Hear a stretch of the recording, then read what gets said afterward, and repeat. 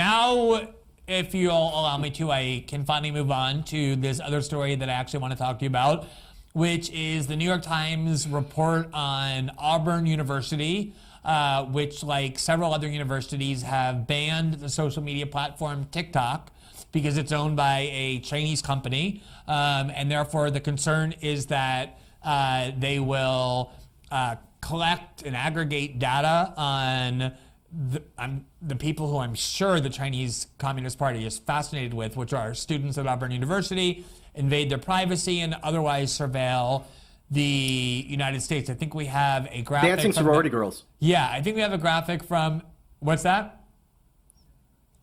Okay, so there you see the headline from the New York Times story. You know, and before we get into the substance of it, let me show you this video of Republican Senator Marco Rubio, who has been more or less an outspoken critic of big tech censorship regime, but he now wants to enact legislation or have an executive order that would ban TikTok, not just on government phones like many governors have already done, but from the entire country. He introduced a bill. Right, he introduced this bill, exactly. Let's listen to him explaining it. I want to ban TikTok for a very simple reason. They allow the Chinese Communist Party to gain access to all of the private data on any device in America that's using TikTok. That's our kids, that's phones connected to our kids' phones, and that's a national security threat, but it's a direct threat to our way of life, our economics. It's allowed them to interfere in the midterm elections. This company should be banned. I don't know why they're allowed to operate in the United States. Now, first of all, that is the argument of the Chinese government for why they want to either ban Google and Facebook or in other ways make them adhere to Chinese demands, which is we don't trust American tech companies operating within our country. We think you're going to propagandize our kids. We think you're going to use it to destabilize our country. We don't want you here. And if you are going to be here, you're going to follow these rules. And everyone calls the Chinese government repressive and tyrannical for having done that. And now we turn around and we see Marco Rubio doing the same thing. The reality is there's all kinds of negotiations with TikTok to protect exactly these concerns, including having a third party supervise the way in which data is being curated, even allowing the US government a direct role in how content is being moderated, meaning censored on TikTok, which is reporting that we did a couple of weeks ago.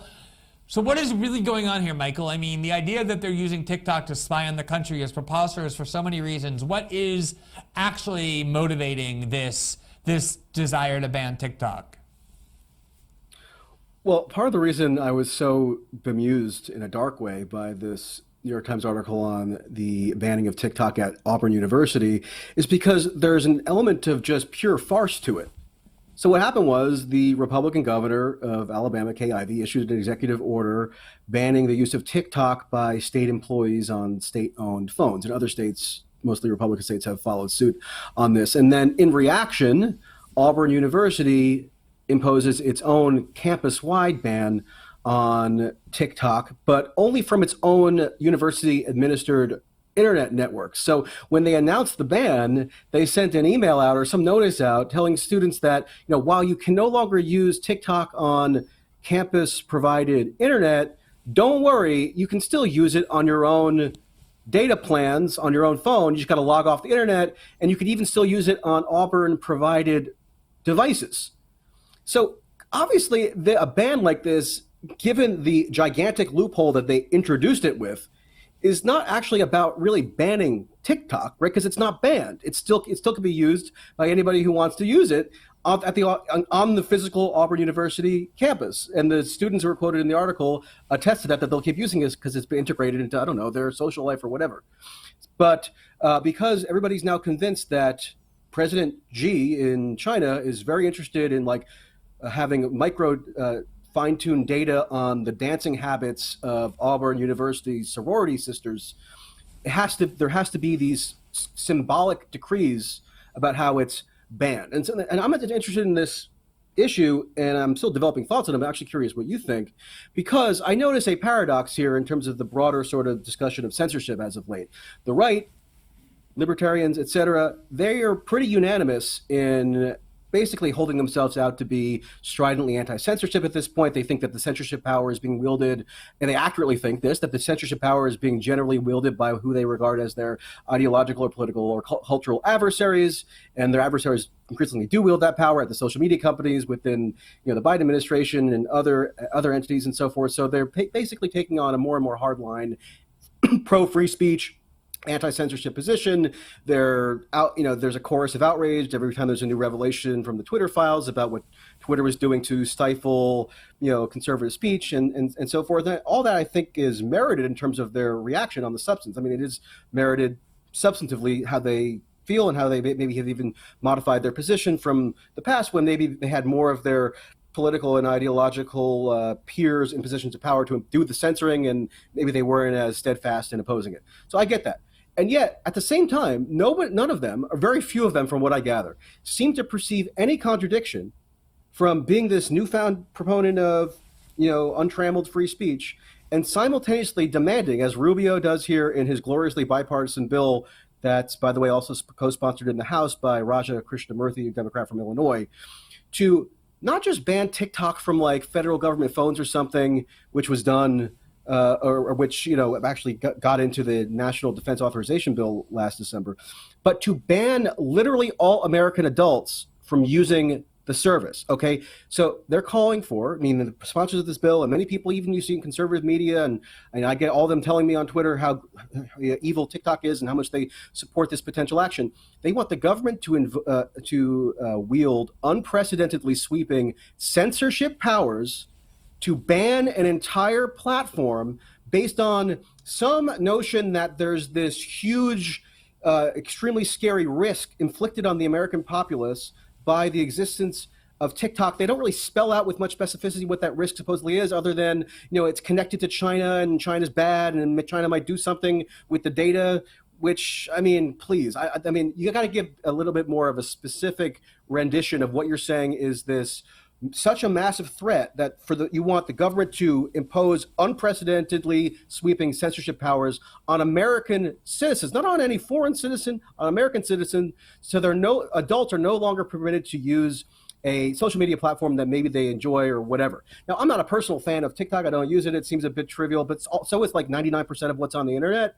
So I don't understand on the merits why TikTok is this gigantic menace that we're all supposed to turn off our critical faculties in relation to because we chant Chinese Communist Party 3 times in the mirror, and then anything is suddenly justified. So yeah, I don't really see much of an attempt to reconcile the pro-free speech stance with this new pro-censorship stance on TikTok because China's bad. I think, we're going to devote a show or several shows in the future to questioning and examining the right's perspective when it comes to China. Obviously, this is all about China and fears about the Chinese government. And one can't help in some way but notice a obvious similarity between how Democrats talk about Russia and how Republicans talk about China, in the sense that anything that's connected to Russia or anyone who's connected to Russia or anyone who in any way suggests that maybe the threat of Russia is being overblown immediately becomes a sympathizer of Vladimir Putin and the Kremlin. This parallel between a similar vision on the right, but when it comes to China, namely that, no, it's not Russia that's the great threat to the United States, but it's China. No, we shouldn't fight a war with Russia over Ukraine. We should fight a war with China over Taiwan, and how that reconciles as well with this kind of new military doctrine that President Trump, among others, advocated, which is the only reason you go to war or pursue conflict with a country is that they're actually going to try and attack your country or in some way undermine its national security, which I don't think a case can be made that China imminently is going to do so. And if people on the right find it so offensive that the United States should fight a war to protect Ukraine from Russian aggression because it has nothing to do with the United States, why is it so obvious that, as Joe Biden says he wants to do, we should go to war with China in order to protect Taiwan? I think there's a lot of kind of reflexive reactions to anything related to China when it comes to the right that isn't very well thought through. Maybe China is this new grave threat, and maybe we want another 80-year Cold War.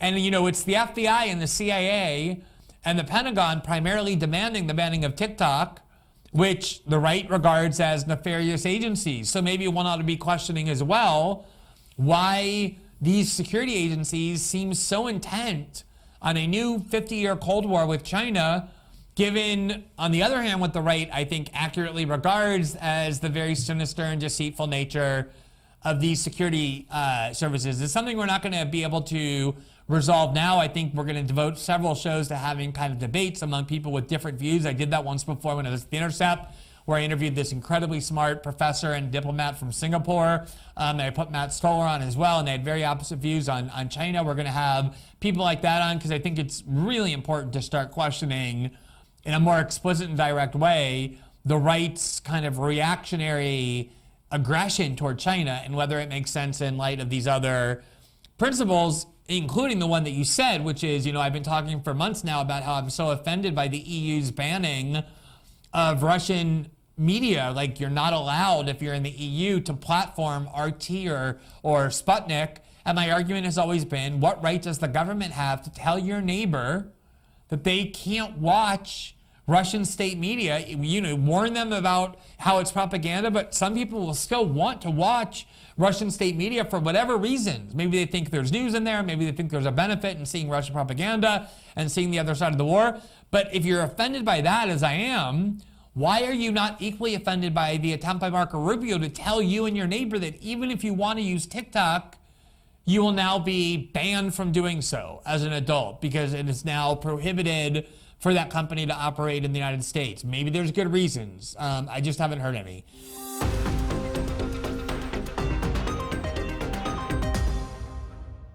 Thanks for watching this clip from System Update. Catch our full shows for free, live weekdays at 7 p.m. Eastern on Rumble, and join our locals community at greenwald.locals.com for all of my written journalism, exclusive after-show Q&As, and more.